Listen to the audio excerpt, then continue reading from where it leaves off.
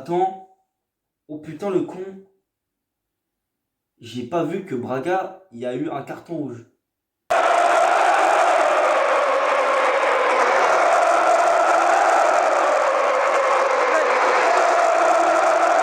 Bon, les gens, c'est Ricardo, joueur de Zato pour une nouvelle vidéo. Et aujourd'hui, ça y est, on se retrouve pour commencer une nouvelle saison avec vous, avec le FC Porto. Voilà, on va vivre la saison entière du FC Porto. Cette fois, on va pas vivre la fin de saison. Donc, du début jusqu'à la fin. Alors, bien évidemment, je ne ferai pas les débriefs de tous les matchs. J'essaierai d'en faire le plus possible. Malheureusement, les matchs qu'il y aura le dimanche soir à 22h, enfin ici à 22h, parce que là-bas il sera 21h au Portugal, je ne pourrais pas les faire parce que ça finit à minuit et j'ai pas envie de me coucher très tard, moi. Le lendemain, la veille des cours. 23h ça me dérange pas, mais minuit ça commence à faire beaucoup. Donc, tout simplement, on se retrouve pour faire ce débrief entre le FC Porto et notre bête noire, c'est-à-dire le SC Braga. Et bien évidemment, on a gagné. Voilà, ça y est, on a gagné les gars. C'est officiel, on a battu Braga. J'étais très énervé la dernière fois qu'on a perdu face à Braga. D'ailleurs, j'avais pas mis Braga, j'avais mis bête noire. Hein. Voilà, c'était Braga. Hein. Attends, si vous avez regardé le débrief, vous saviez que c'était Braga parce que j'en ai parlé 100 000 fois. Enfin, j'ai insulté cette équipe 100 000 fois. Faut préciser. Alors, on a gagné 3-1 ce match. 3-1. 2 buts. Alors, c'est Braga qui ouvre le score à la 20e minute avec un but de Alex de Castro. Non, je rigole. Non, il s'appelle Castro. Voilà. Et après, ils engagent. Deuxième but de Braga. Je sais pas. Ils engagent. Mais il est hors jeu. Il est hors jeu. Ça, c'était une bonne nouvelle. La bonne nouvelle que Braga n'a plus existé après. Et ouais, c'est officiel. Braga est devenu pourri. On a mis 3 buts. Voilà. On a mis 2 buts dans le temps additionnel de la première période. Un à Sergio Oliveira de la tête et un sur penalty de Alex Telles. Et en fin de match, voilà, on a mis un troisième but sur penalty encore une fois, Alex Telles, qui est le spécialiste dans la matière. Donc on a gagné 3-1 ce match. Nous sommes normalement, je crois qu'on est deuxième de Liga NOS. Il va falloir que j'aille voir. J'ai besoin de mon truc précieux qui s'appelle l'ordinateur.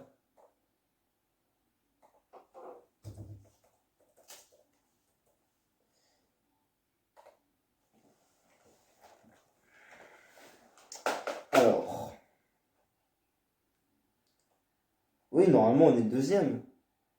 Ouais, c'est ça, on est deuxième de Liga NOS. Derrière Benfica qui a gagné 5-1 face à Famalicão hier. Normalement, Braga est avant-dernier du championnat. Ouais, effectivement, 17ème. Oui, parce qu'en Liga NOS, il y a 18 équipes, pas 20. Donc, la saison qui commence très mal pour Braga et Famalicão. Braga, c'est la seconde équipe que je déteste le plus parce que la saison dernière, ils ont fait que de nous battre, que de nous voler des victoires. Là, j'espère que c'est nous, on va leur voler des victoires. On a déjà commencé par la première, voilà. On les a violés. J'espère qu'il y aura une grosse série de viols cette année en Liga NOS de la part du FC Porto. J'espère que Tekati Corona va continuer à casser des chevilles, à casser des reins en faisant des dribbles incroyables, tout simplement. Et j'espère que Marega va continuer à mettre des buts, à mettre beaucoup de buts et des très beaux buts aussi, parce que c'est très important. Et surtout que cette saison, on a la Ligue des Champions. Voilà. Donc Marega, je te fais confiance pour la Ligue des Champions.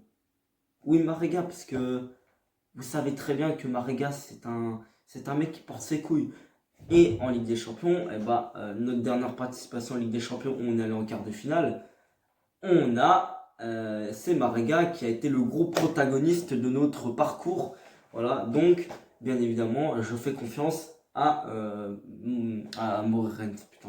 Marega. J'ai vu notamment la rentrée de Taremi, voilà, notre recrue.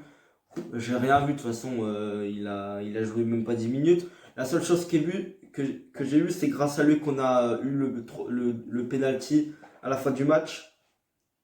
Voilà. Sinon, j'ai rien vu de Mehdi Taremi. Kara, ça, il n'était pas sur la feuille de match. Voilà. Et les autres non plus. Les autres recrues. Voilà, il n'y avait que Taremi. Donc, tout simplement, nous allons. Ah si, il y avait peut-être des gardiens. Non, non, c'était Diogo Costa, putain. Non, c'est vrai. Non, non, il n'y avait aucune recrue à part Mehdi Taremi sur la feuille de match. Et aucune recrue sur le terrain en titulaire. C'était que ceux qui étaient depuis là l'an dernier ou des années d'avant. Donc voilà, mes tops et mes flops du match. Alors, je vais pas vous mentir que je me suis pas trop concentré sur le match en première période, vu qu'à côté je regardais Rennes-Monaco. Et en seconde période, j'avais que le match de Porto, vu que Rennes-Monaco était déjà fini. Mais, euh, mais en fait, je me suis endormi pendant à peu près une dizaine de minutes parce que j'étais un peu claqué. Là, un peu moins. Là, un peu moins. Parce que je suis en train de parler, puis je suis pas au lit actuellement. Je suis pas sur le lit, donc j'ai récupéré, tu vois. Mais je vais aller dormir clairement. Je crois que c'est le truc principal à faire. Alors, mes top du moment. Bon, Alex Telles, hein, on va pas parler 150 000 ans. Alex Telles qui a beaucoup apporté. Il a été impliqué sur les 3 buts. C'est lui qui fait la passe décisive sur le premier but et c'est lui qui met les 2 autres. Donc, Alex Telles, c'est l'homme du match pour moi. Ensuite, Marchésine. Ouais, je veux le récompenser un petit peu Marchésine quand même, parce que je lui ai beaucoup tapé dessus en fin de saison dernière. Mais là, il a tenu son rang, il a fait les parades qu'il fallait. Et clairement, c'est ça que je veux de lui, surtout en Ligue des Champions. Voilà. D'ailleurs, les groupes de Ligue des Champions, le tirage au sort, c'est dans 10 jours à peu près. Ouais, dans 11 jours. C'est le 1er octobre, donc on va savoir dans quel groupe on sera. Le seul club portugais qu'on a en Ligue des Champions, car Benfica s'est fait éliminer dans le 3e tour préliminaire face au PAOK Salonique. C'est un club grec. Voilà, moi j'aurais honte de me faire éliminer par un club qui comporte le mot Nick à la fin. Voilà, tout simplement. Alors, vous allez me dire, ouais, mais nous, la saison d'avant, on s'est fait éliminer en 3e tour préliminaire aussi. Ouais, mais on s'est fait éliminer par Krasnodar. Krasnodar, au-dessus de PAOK Salonique quand même, hein.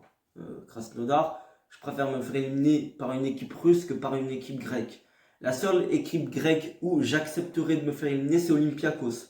Mais sinon, les autres, c'est honteux, frère. C'est honteux. Voilà, à la limite, Olympiakos, ça pourrait, mais ça pourrait le faire, mais pas au Salonique, mon gars. On faut pas abuser. Alors que le championnat russe est au-dessus du championnat grec, largement. Même si apparemment, l'année prochaine, le Portugal, on pourrait repasser à 2 clubs qualificatifs directs de Ligue des Champions et le 3e devrait passer par les tours de Ligue des Champions. Voilà, ça devrait plus être le 2e, j'espère, pour le championnat portugais, ça pourrait être super bien. Même si du coup, bah, Benfica, au moins nous, même si on n'est pas champion, on serait sûr d'être en Ligue des Champions. Ça, ce serait bien déjà. Parce qu'on sait qu'il n'y a aucune concurrence, voilà, il n'y a que Benfica et Porto qui jouent le titre. Le Sporting en retrait, c'est seconde zone maintenant, je vous l'ai dit. Et Braga aussi, hein, clairement. Voilà. Ils savent battre les gros, mais ils savent pas battre les petits. Voilà. Et ils perdent. Ils perdent des matchs un peu cons. Donc c'est pour ça. Famalicão, j'y crois pas trop cette année. Voilà. Donc Famalicão, c'est hors jeu. Pour moi, c'est un niveau de Vitória Guimarães. Tout simplement. Alors, j'avais oublié de préciser les flops. Voilà, c'est ça mon problème. Il faut que je règle ces problèmes-là. Bon, les flops du match, j'en ai pas. Voilà, je vous le dis direct. Ah, si, à part Manafa. Manafa, en première période, il y a un truc, j'étais pas d'accord avec lui, hein. Il a fait un peu n'importe quoi des fois.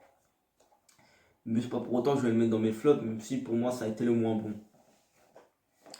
Donc, est-ce que je peux en toucher un mot sur Rennes-Monaco? Victoire de Rennes 2-1. Voilà, un but de Ben Yedder qui ouvre le score. Et ensuite, en seconde période, Nzonzi qui égalise à la 80e minute. Et à la fin du match, c'est le remplaçant de Mawassa, je sais plus comment il s'appelle, le 31 là. Je sais plus comment il s'appelle. Parce que Mawassa s'est blessé. Et du coup, le remplaçant, il a mis un but. Voilà, je crois que le compte a fait une bourde, hein. Voilà, je me souviens plus, hein. Mais le compte, je crois qu'il a fait une bourde, hein. Également, hein. Donc voilà, Monaco que j'ai trouvé très intéressant. Je vais vous faire mes top 3 de championnat, 2 parties peut-être. Parce que vu que moi je vais prendre du temps et peut-être détailler mon choix, je le ferai peut-être en 2 parties. Je ferai 6 championnats. le podium des 6 championnats. J'en ferai 3 dans une partie 1, et puis la partie 2, je ferai les 3 autres championnats, tout simplement. Donc voilà, je vais vous laisser. C'était un petit débrief comme ça, tranquille. Je vais essayer d'en faire le plus possible. La semaine prochaine, on affronte. Je crois qu'on affronte Boavista la semaine prochaine.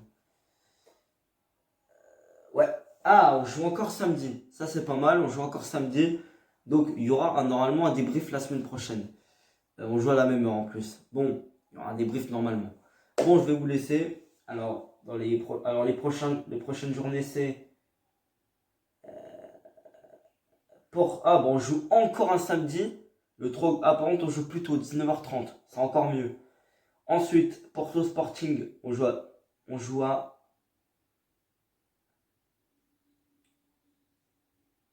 contre le Sporting le 18 octobre.